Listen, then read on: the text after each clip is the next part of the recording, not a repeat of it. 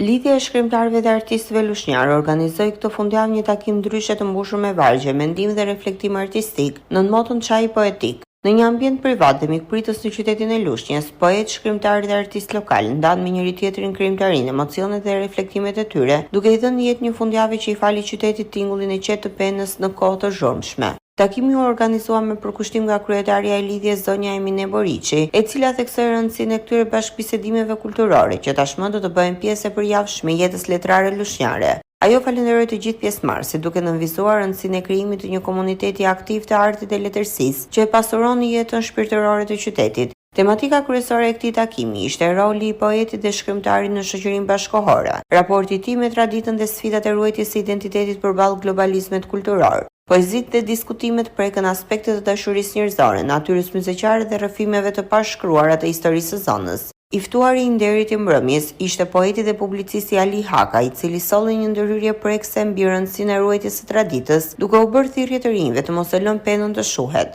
Pena është zëri i shpirtit dhe kujtesës kombëtare, tha ai, duke theksuar nevojën për të kthyer në rrënjë zakonet dhe vlerat që po zbehen në jetën moderne. Se po humbasim traditat dhe vlerat kombëtare. Që këtu fillon, që tek sofra. Edhe në konak bën dy dolli. Një bën i zoti shtëpis, një bën miku. Po neve në i harrum fare këto dolli, u bën me këto klubet deri pak u prish ajo misia e shoqëria, po misia nuk do të lëvizë nga sofra, nga tabani. Çaji Poetik nuk ishte thjesht një aktivitet, por një platformë bashkimi mes brezave të artit dhe letërsisë, ku fjala dhe ndjeshmëria u bën ura lidhëse mes të shkuarës dhe të ardhmes.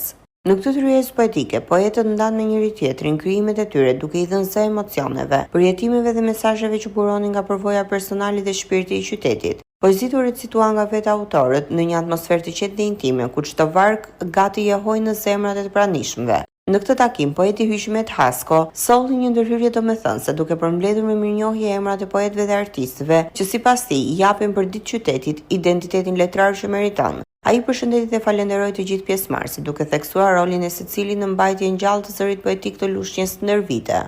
Në emrave të përmendur nga Hasko ishin Ali Haka me ndërhyrjen e tij të thellë reflektive, Elona Tabaku me ndjeshmërinë e holl poetike, Llaçi Toni me fjalën e ngjeshur dhe tingullin karakteristik, Zamira Lulja me rolin e saj aktiv në krijim dhe promovim, Franci Nushi si artist polivalent dhe kontribues të kulturës, Gëzim Baruti, zëri i urtësisë dhe pasionit letrar, Josif Gjata që solli një frymë klasike e përkushtuese, Miftari Brahamaj, një nga zërat e dalluar të traditës, si dhe poetja Edlira Gorrea, e cila mbylli aktivitetin me një recitim të ndjerë që përshkroi temën e natyrës dhe njeriut, duke lënë një shije të thellë shpirtërore tek të pranishmit.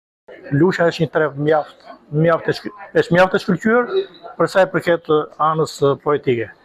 Poetët lushnjarë janë më të mirët në të kombë. Po ta them kështu, unë lexoj shumë, kam qenë në të gjithë trevat shqiptare, ku në Kosovë, Malzi, deri në Preshevë, edhe arrit të kuptoj që poezia lushnjare është megjithënë e mrekullueshme. Ëndër ambicioze. Sigur të kisha pak këto. Në mal, në plaj, alugin, një qurë vuj, burin, apo rokemali. Do të mbillja një pen, ulli, shel ose marin, do ndërtoja një shtëpi, me kalam, a kasht kanali, bitime më pen, një foler, një gram, a push mbuluar, një këngëtar do mbaja, zhorbak, zot, amëllen, nëntimen qati, një shtrat, hamak, me hasër shtruar, do të kisha një fëmijë, bjond, brun, apo bështenj.